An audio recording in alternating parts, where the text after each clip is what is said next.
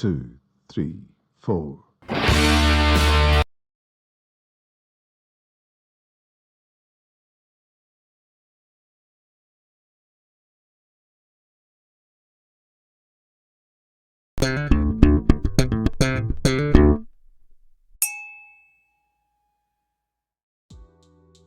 Hello, welcome to another Whiskey Review with me, the Whiskey Novice. Thank you for joining me for review number 90, part 6 of my series. Baby, I've got the blends. Excuse me. This time looking at a whiskey which I bought simply out of curiosity. Curiosity being what makes this one of the, if not the best-selling blended Scotch in the US. There has to be something about it which makes it so popular. And it's not one that you see very often on the shelves here. I don't know why. It just doesn't. It seems to appeal so much to the American market that I don't think they need it to be a biggie over here. And I was just curious to see what it was about. Dewars, owned by Bacardi, very, very much revolving round its home, pretty much, the Aberfeldy distillery. And they were originally, I suppose you could say, born. Dewars came about in 1846. Later, 1896, grew very quickly with the building of the Aberfeldy distillery.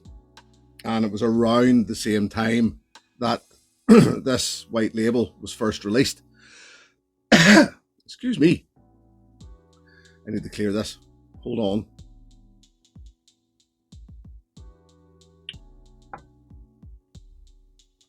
Straight in there. No kissing. I'll get to the rest of it in a minute. But yeah, you're looking very much at a blend which revolves around that Aberfeldy and that Aberfeldy feel. But you're also probably looking at the inclusion of maybe Craigellachie, Altmore, Deveron, Macduff, etc. So, you know, some very prestigious names in there, and all good whiskies. So what have we got? Why, you know, I was drawn in. What does it look like? What makes this the popular whiskey in America that it is? 40%. All the usual color added, etc., etc. But I mean, you know, it's, what did I read? Double aged for extra smoothness. We shall see, shan't we? On the nose. Here's what I'm going to tell you.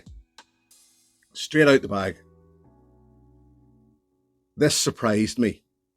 This is a cheap blend, right?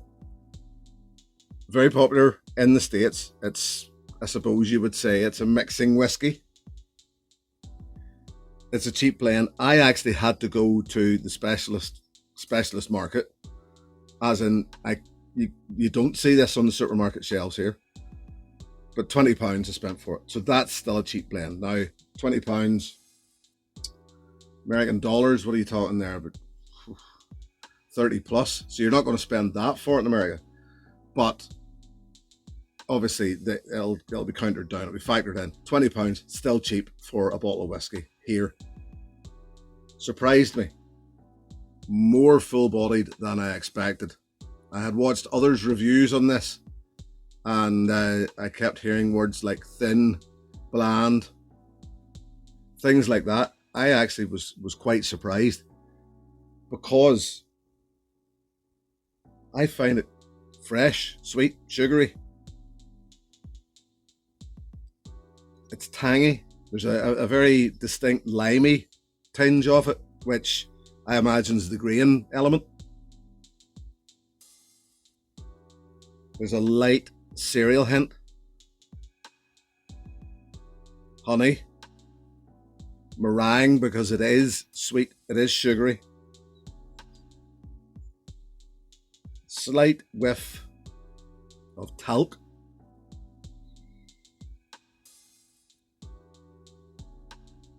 There is fresh fruit, canned pears. It's, you know, it's fuller bodied than I expect. I do not find it thin on the nose. It's not massively complex. There's enough going on, not massively complex, but it's just very easy going. It doesn't fight you. That spirit, it's only 40%, doesn't fight you at all. And I've had much worse for the money. For a cheap blend, it starts out very well, I think.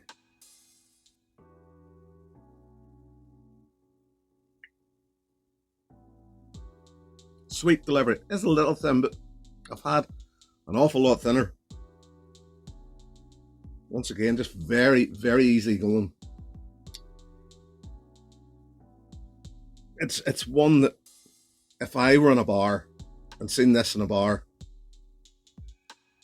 against a lot of other blends, and I just wanted something easy sipping, easy going, something sweet which I could enjoy even with a beer, or even just to sit down and have a dram on its own, I would go for this.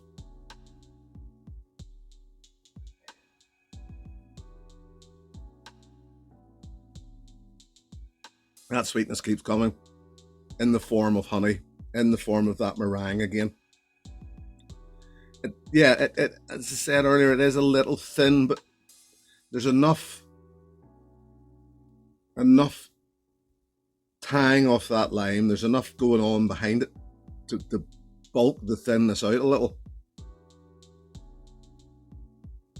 There is a hint of oak spice, and I think it's the lime and the oak spice. There's more pear on the palate.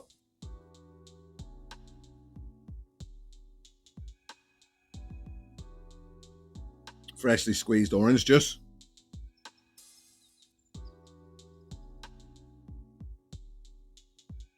And even for all its sweetness, it's ever so slightly herbal. There is a herbal thing running through it. Won't add water. Adding water just softens it. That's what I'll tell you. It doesn't change an awful lot. It just softens it.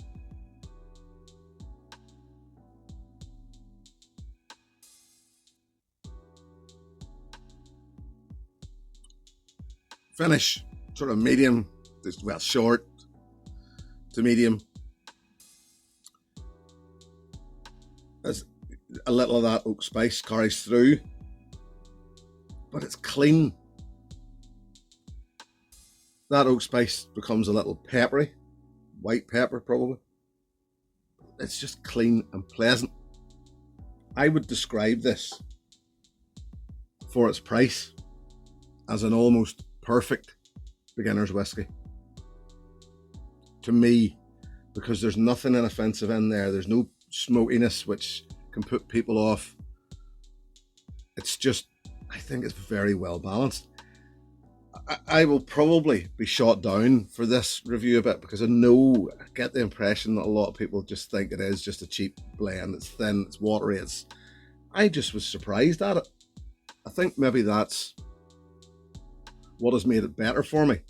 It was just surprise more than anything else, because I did expect something very, very subpar, and what I got was something that I just think, as I declared earlier, a great beginner's whiskey, and I would recommend it as a great beginner's whiskey. You know, you can't buy it straight off the shelf, because it's not really saying an awful lot. I don't know, can't speak, I'm just speaking for here, Northern Ireland, whatever. I can't speak for Scotland or the UK, the rest of the UK. I don't know what the availability is like there. I imagine in the US this is bottom shelf.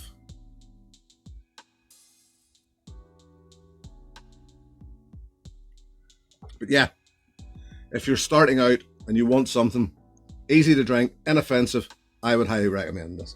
So then let's just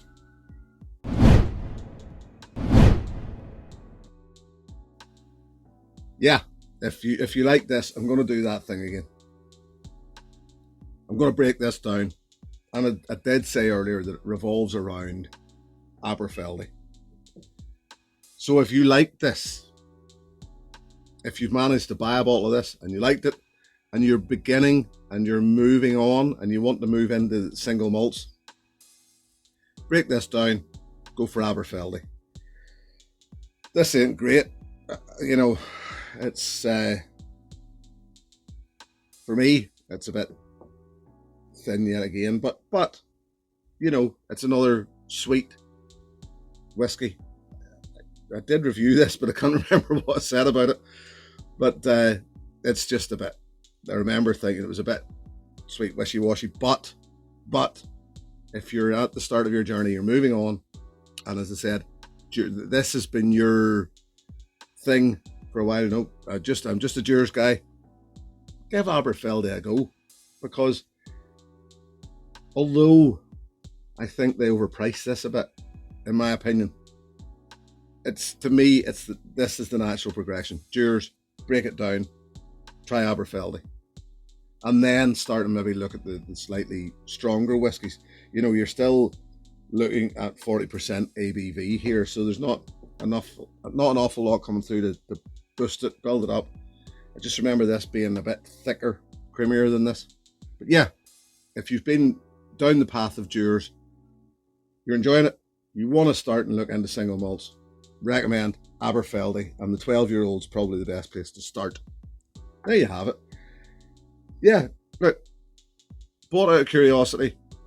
I think there's an awful lot of us, I imagine there's an awful lot of us buy whiskies out of curiosity. And this is the great thing about it, that you're buying it based on word of mouth, or of, you know, and I like to go even down that path and say, you know, all right, people aren't saying great things about this. I'm curious to know for myself. I'm not just going to go, oh, well, everybody thinks it's rubbish, I'll not buy it. I certainly, that would nearly make me want to buy a whiskey and try it and see what I think of it. So there you have it. That's what I think of Dewars. Surprised me. Not the worst. Easy going, fresh, clean. I've been sipping away at it there, and I've no memory of it. There's those that say, no, but that's what you want. But if you just want a nice, clean, gone whiskey that you can put down and just have a nice night with, I'm going to recommend it. There you have it. Thank you very much for joining me. Thank you very, very much to my patrons. I'll be back next week with something else. Until then, here's to your good health. Cheers. Hey, thanks for watching my video. Please click and subscribe to be notified of further content.